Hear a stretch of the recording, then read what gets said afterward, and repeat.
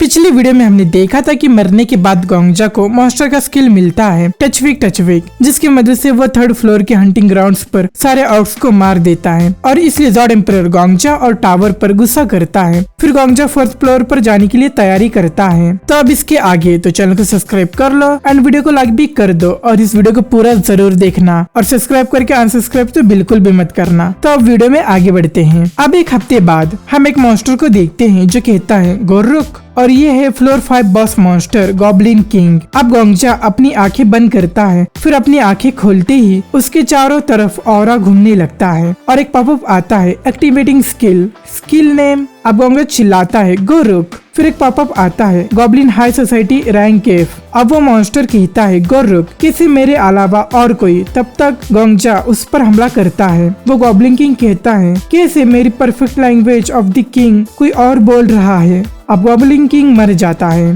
गोंगजा कहता है तुम इस हफ्ते के सबसे स्ट्रॉन्गेस्ट एनिमी थे मेरे। फेयरवेल मेरे ऑनरेबल अपोनेंट। जॉड एम्परर कहता है बुल फकिंग शिट, तुम इतना इमोशनल क्यों हो रहे हो एक ही मॉन्स्टर को हराकर। गोंगजा गुस्से में चिल्लाता है गॉड डैम, मैंने उसे 6 कॉइन्स के बाद उसे हराया है तो क्या मैं थोड़ा भी इमोशनल नहीं हो सकता। वैसे 1 कॉइन मतलब 1 जिंदगी। जॉड एम्परर कहता है मैं तो सिर्फ फैक्ट बता रहा हूँ और उसे एक ऑनरेबल फाइट भी कह सकते हैं क्या। गोंगजा कहता है हाँ वो था। फिर वो स्टैट विंडोज को ओपन करता है और कहता है इसे देखो, मैं उससे फेयर एंड स्क्वायर लड़ा हूँ जिसमें मुझे 5 कॉइन्स लग गए। फिर हम उस स्किल को देखते हैं goblin high society rank F effect. Goblin king सोच में खो जाता है। हमारा गॉब्लिन कल्चर बहुत अनसोफिस्टिकेटेड है, हमारे सारे शब्द के रुख पर ही खत्म हो जाते हैं, तो ऐसे में मैं अपने रॉयल अथॉरिटी को कैसे दिखाऊंगा। उस समय गॉब्लिन किंग के दिमाग में एक आइडिया आता है सही है, अब से नोबल में मैं बात करूंगा गोरुक बजाय केरुक के।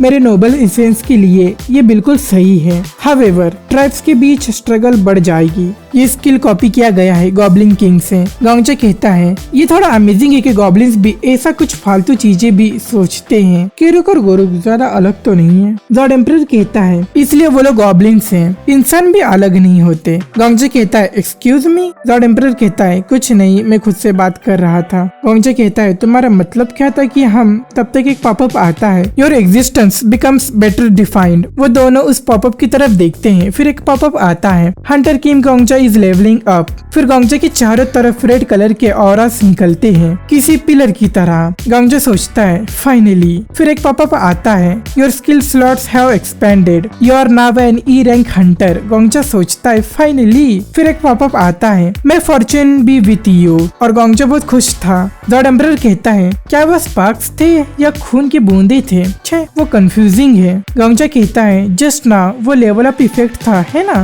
जॉड एम्परर कहता है हाँ वो सिर्फ तुम्हें कूल दिखाने के लिए नहीं होता, वो एक हिंट की तरह है। गोंगजा कहता है एक हिंट।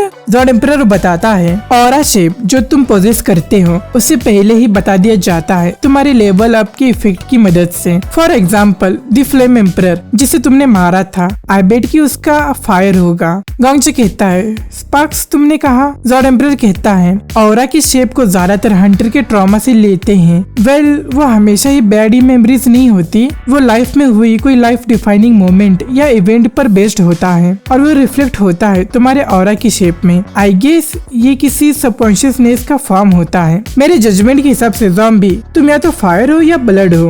गोंगजा कहता है फिर जॉड सेंथ का ऑरा शेप कैसा था। जॉड एम्परर कहता है मूनलाइट। जब ओल्ड मैन बच्चा था तब वो एक बार पहाड़ों में खो गया था, उसे वहाँ मरना नहीं था तो वो पहाड़ के ऊपर चढ़ गया। उसने कहा कि उस रात उस खुले आसमान में चांद बहुत खूबसूरत दिख रहा था। चांद चमकता है पर अपने बल पर नहीं, पर सूरज की किरणों की मदद से। उसके बाद भी एक ऐसी जिंदगी जहाँ सिर्फ तुम पा रहे हो वो इतनी खूबसूरत है, मुझे भी चमकना है मूनलाइट की तरह। ऐसा ही कुछ उसने सोचा था जब वो 12 साल का था और उसने उस सोच को कायम रखा। गोंगजा सोचता है 12 साल का। जॉड सेंथ सच में नॉर्मल नहीं है। जॉड एम्परर कहता है एनीवेज हमने फ्लोर 5 क्लियर कर लिया है, चलो फ्लोर 6 पर चलते हैं। गोंगजा कहता है हाँ उसके बारे में क्या हम अब डायरेक्टली फ्लोर 10 बॉस को रेड नहीं कर सकते। जॉड एम्परर कहता है क्या हे क्या तुम ज्यादा ही ओवर कॉन्फिडेंट नहीं हो रहे हो, वो भी सिर्फ एक न्यूबी होकर। गोंगजा कहता है मैं प्रॉमिस करता हूँ वो बात नहीं है। लॉर्ड एम्परर कहता है तुम्हें पता भी है कितने ग्रेट हंटर्स ने कितना साल फ्लोर 10 पर वेस्ट किया है। गोंगजा कहता है अगर मैंने 2 कॉइन्स में फ्लोर 10 को क्लियर नहीं किया तो मैं प्रॉमिस करता हूँ कि मैं तुम्हें फिर मास्टर कहूंगा। लॉर्ड एम्परर कहता है हाँ तुम कह रहे हो कि एक मौत के बाद तुम फ्लोर 10 को डिफीट कर दोगे। तुम्हें 6 कॉइन लगे गॉब्लिन किंग को मारने में और तब भी तुम सोच रहे हो कि तुम फ्लोर 10 को सिर्फ 2 कॉइन्स में पार कर लोगे। लगता है तुम्हें अपनी जगह पता नहीं है। पर मैं तब तो गोंगजा कहता है पर मेरी कंडीशन है, तुम्हें मुझे ईमानदारी से बताना होगा कि फ्लोर 10 बॉस की स्किल्स क्या क्या हैं। लॉर्ड एम्परर कहता है वेल ये ठीक है फिर। गोंगजा कहता है और अगर मैं जीत गया तो तुम्हें मुझे गोंगजा नीम बुलाना होगा और वो भी प्यार से। नीम कोरिया में हॉनरिफिक के तौर पर बोला जाता है अपने से किसी बड़े व्यक्ति को जिसे बहुत रिस्पेक्टफुल माना जाता है। लॉर्ड एम्परर अब मुंह बनाता है। गोंगजा कहता है क्यों अब तुम्हें नहीं खेलना? अगर तुम्हें नहीं खेलना तो रहने दो। लॉर्ड एम्परर कहता है you god damn little piece of shit, तुम्हें लगता है कि तुम्हारे पास एक चीट लाइक स्किल है तो तुम द ग्रेट लॉर्ड एम्परर से लड़ सकते हो? फिर वो चिल्लाकर कहता है बेट किम ज़ॉम्बी, तैयार हो जा मुझे अपने मास्टर के तौर पर सर्व करने के लिए अपनी पूरी जिंदगी, क्योंकि तुम फ्लोर 10 बॉस को क्लियर नहीं कर पाओगे है ना, क्योंकि तुम मर नहीं सकते तो तुम मुझे पूरी इटर्निटी तक मास्टर कहते रहोगे। गोंगजा कहता है तुम्हारे पास क्या कोई डिल्यूजन स्किल है क्या?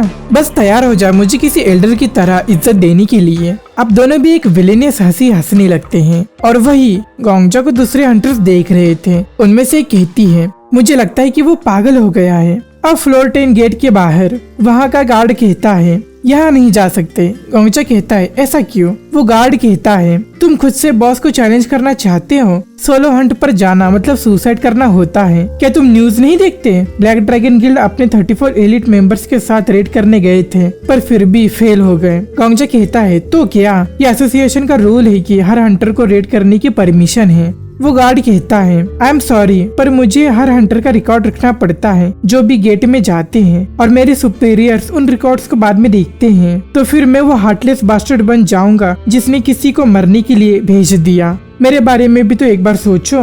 लॉर्ड एम्परर कहता है क्या हंटर एसोसिएशन? मेरी दुनिया में तो ऐसा कुछ नहीं था। गोंगजा सोचता है अब मैं क्या करूँ? लॉर्ड एम्परर कहता है ये पॉलिटिक्स का गंदा खेल खेलने की वजह से तुम सब अब तक फ्लोर 10 पर अटके पड़े हो। किम ज़ॉम्बी बस इसे पीटते हैं और अंदर चलते हैं। गोंगजा कहता है मिस्टर गार्ड मैं आपकी मेहनत की कदर करता हूँ और जो तुम बोल रहे हो वो सही है। सच कहो तो मैं सच में यहाँ मरने ही आया हूँ। गार्ड हैरानी में कहता है सॉरी। लॉर्ड एम्परर भी शॉक में कहता है क्या? गोंगजा कहता है 1 साल पहले मेरी जान मर गई और अब कुछ दिन पहले अल्केमी कैसल ने मुझे बताया कि मुझे ना ठीक होने वाली बीमारी हो गई है। उन्होंने कहा कि मेरे पास बस आधा साल ही बचा है पर मैं मेरे लवर के जाने के बाद से ठीक से जी नहीं पा रहा। पर चाहे मैं एक लो टायर ही हूँ पर मैं हूँ तो एक हंटर ही ना। अल्केमी कैसल के हॉस्पिटल वार्ड में बैठे बैठे जिंदगी खत्म होने के इंतजार से तो अच्छा ही है कि मैं आकर मॉन्स्टर से लड़ूं अपने आखिरी दम तक। वो गार्ड इमोशनल हो जाता है और कहता है क्या ट्रेजिक कहानी है। गोंगजा कहता है ये लो ये वो पैसे हैं जिसे मैंने अपने ट्रीटमेंट के लिए जमा किया था। वो गार्ड कहता है मैं ये पैसे एक्सेप्ट नहीं कर सकता। गोंगजा कहता है अब जब मैं वैसे भी गायब होने वाला हूँ तो मुझे पीछे कुछ छोड़कर नहीं जाना है। मिस्टर गार्ड प्लीज मेरे एंट्री के रिकॉर्ड्स भी मत रखना, ये मेरी आखिरी रिक्वेस्ट है। ऐसा हंटर। गार्ड कहता है मैं समझ गया, प्लीज आगे बढ़ो, मैंने यहाँ कुछ नहीं देखा। लॉर्ड एम्परर चमकती आंखों के साथ कहता है तुम दोनों सालों डम्ब हो, तुम क्या यहाँ फिल्म की शूटिंग कर रहे हो? अब गेट का दरवाजा खुलता है और गोंगजा अंदर आता है। गोंगजा सोचता है इससे कोई फर्क नहीं पड़ता कि कैसे, जब तक कि मैं फ्लोर 10 पर पहुँच जाऊँ। And this is floor 10। गोंगजा उस मेंशन की तरफ बढ़ता है और सोचता है एक फ्लोर जिसे क्लियर होना चाहिए था यू सुहा के हाथों। मैं फ्लेम एम्परर से भी बड़ा लेजेंड लिखूंगा। अब गोंगजा दरवाजा खोलता है। अंदर कुछ डॉल्स होते हैं जो हंस रहे थे ही। अब अचानक सब जलने लगता है। वो डॉल्स कहते हैं क्या तुम खेलोगे? क्या तुम हमारे साथ खेलोगे? अब हम देखते हैं पूरे मैंशन में डॉल्स हर जगह है। वो सब कहते हैं हमें क्या खेलना चाहिए? Freeze tag. टाइम क्या हुआ है मिस्टर उल्फ? सारी बर्फ पिघल गई और उल्फ भी मर गया। चलो खेले छुपन छुपाई। हाँ सही है, खेलो हमारे साथ, खेलो छुपन छुपाई। एक पॉपअप आता है, you have entered boss stage, और गोंगजा अपने ऑरा को रिलीज करता है और अपने चारों ओर एक शील्ड की तरह बनाता है। फिर एक पॉपअप आता है, चैलेंजर सिर्फ एक आदमी है, हंटर किम गोंगजा।